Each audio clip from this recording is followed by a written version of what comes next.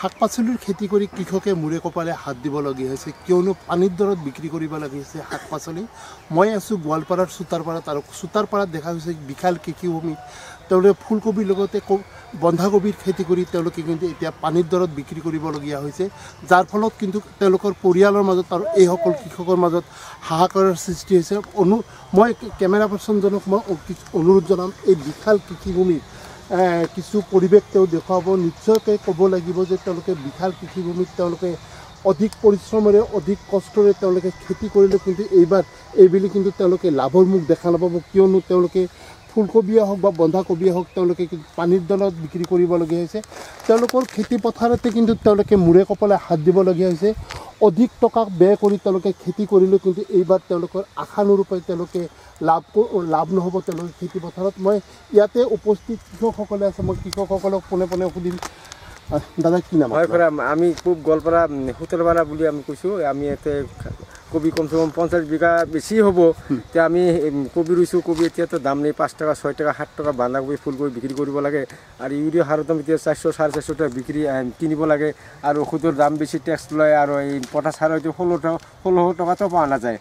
গতিকে আমি বিকি আমাৰ পইচা নুঠে পৰিলে হাহাকাৰ হৈ গৈছে। কিমান বিঘা খেতি কৰিছে? আমি মোটামুটি ধৰক 10-12 বিঘা কৰিছোঁ। আৰু আমাৰ লগত বান্ধা ফুল কৰিছোঁ 7 বিঘা, বান্ধা কৰিছোঁ 6-7 বিঘা এনেকৈ কৰিছোঁ। বিঘাই প্ৰতি কিমান খৰচ? বিঘা প্ৰতি মোটামুটি আমাৰ ইতিমধ্যে 25ৰ ওপৰ পাৰ হৈ গৈছে। গতিকে আমাৰ আমি হিচাপ কৰি চাইছোঁ, এতিয়া আমাৰ পইচা নোটা হৈ গৈছে। আমি এতিয়া দুখীয়া আমি বোলে কি কৰি খাম? এই যে আপোনালোকৰ বজাৰ চাহিদা বৰ্তমান ফুলকবি বন্ধাকবিৰ কম, বেপাৰী কিনিব নোখোজে বা বজাৰত লৈ যাই ঘূৰাই আনিব লাগে, ইয়াৰ মূলত কাৰণটো কি আছে? কাৰণটো মানে আমদানিটো অলপ বেছি হৈছে, তাৰ কাৰণত এতিয়া বস্তুটো সকলো জেগাতে ওলাইছে। ওলালেও আমাৰ ইয়াতে দামটো কম, কিন্তু বাহিৰত বিক্ৰী কৰিলে এতিয়ালৈকে 40 টকা 30 টকা বিক্ৰীব পাৰে হৈছে। আমাৰ ইয়াতে চাপ্লাই নাযায়, এনেকুৱা হৈছে বস্তুটা, দামটা কমি গৈছে। আমাৰ মানুহৰ মানে নিব নোখোজে আৰু কি। নিশ্চয়কৈ ক'ব লাগিব তেওঁলোকে কিন্তু অধিক টকা ব্যয় কৰি তেওঁলোকে বিঘা প্ৰতি তেওঁলোকে 25,000 পৰা 30,000 টকা খৰচ কৰি তেওঁলোকে কিন্তু ফুলকবি বা বন্ধাকবি কৰিলেও তেওঁলোকে কিন্তু বজাৰৰ পৰা সেই উপযুক্ত দাম পোৱা নাই, যাৰ ফলত কিন্তু তেওঁলোকে মূৰে কপালে হাত দিবলগীয়া হৈছে। ইউৰিয়া সাৰ অধিক বা তেনেকুৱা সাৰজাতীয় সামগ্ৰী তেওঁলোকে অধিক দামত ক্ৰয় কৰি তেওঁলোকে খেতি পথাৰত কৰিলেও কিন্তু তাৰ বিপৰীতে দেখা গ'ল তেওঁলোকে কিন্তু হাহাকাৰ কৰিব লাগে। ইয়াতে উপস্থিত আন এজন কৃষক আছে, মই সেইজন কৃষকৰ ওচৰত আহিম, তেওঁৰ পৰা কিছু কথা সুধিম। দাদা কি ক'ব, খেতি কিমান? মানে খেতি বহুত আছে আমাৰ এই অঞ্চলত। মেইন উদ্দেশ্য হাজিৰাৰ দাম বেছি। পটাছ এক বেগ পটাছৰ দাম আপোনাৰ 1500-1600 টাকা বেগ। ইউৰিয়া সাৰ বৰ্তমানত 400-450 টাকা বেগ। এখন এই হিচাপত এই অনুমানত আমাৰ দাম নহয়, বস্তুবিলাক চাপ্লাই নাযায়, খেতি অভাৰ আছে, চাপ্লাই নাযাৱাৰ কাৰণে দাম কম হৈ আছে। এই যে আপোনালোকে খেতি কৰিছে নিজৰ পকেটৰ টকা না বেংকৰ? নাই, নিজৰ পকেটৰো টকা আছে, বেংকৰো টকা আছে, বেংকৰ ইণ্টাৰেষ্টৰ টকা আছে।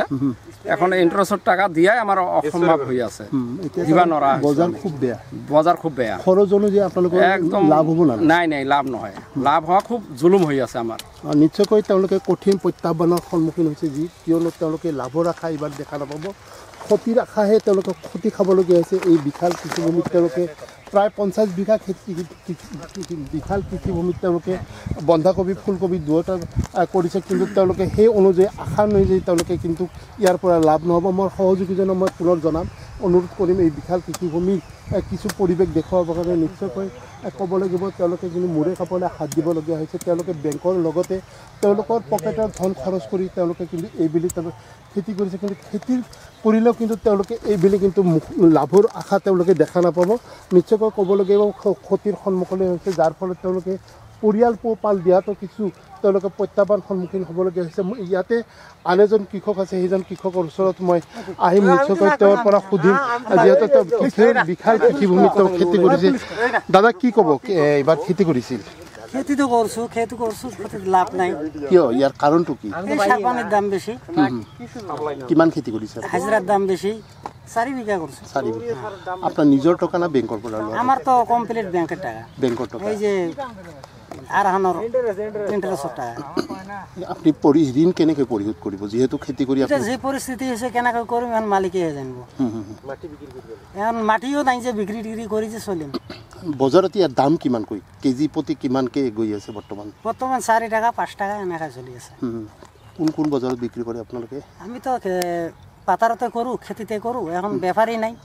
শিমলিতলা বজাৰত কৰোঁ। আৰু নিশ্চয় ক'ব লাগিব 4 পৰা 5 টকা কেজি প্ৰতি তেওঁলোকে এইবাৰ বিক্ৰী কৰিবলগীয়া হৈছে, যাৰ ফলত কিন্তু তেওঁলোকে এক হাহাকাৰ সন্মুখীন হ'বলগীয়া হৈছে। হাহাকাৰৰ সৃষ্টি হৈছে। মই সহযোগীজনক পুনৰ অনুৰোধ জনাম, ইয়াৰ কিছু কৃষিভূমি, কিছু বিশাল শাক পাচলি, কবি খেতিৰ লগতে বন্ধাকবিৰ খেতি কিছু পৰিৱেশ দেখুৱাব।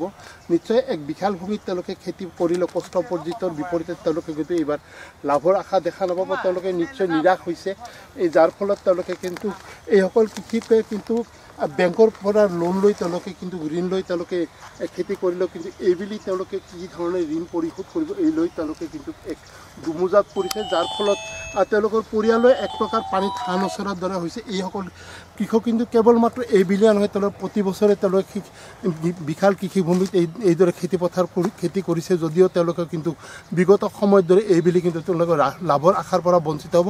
এই ক্ষেত্ৰত এইসকল দৰিদ্ৰ কৃষকৰ প্ৰতি চৰকাৰে নিশ্চয় এক দৃষ্টি আকৰ্ষণ কৰিলে নিশ্চয় তেওঁলোকে কিন্তু সকাহ পাব।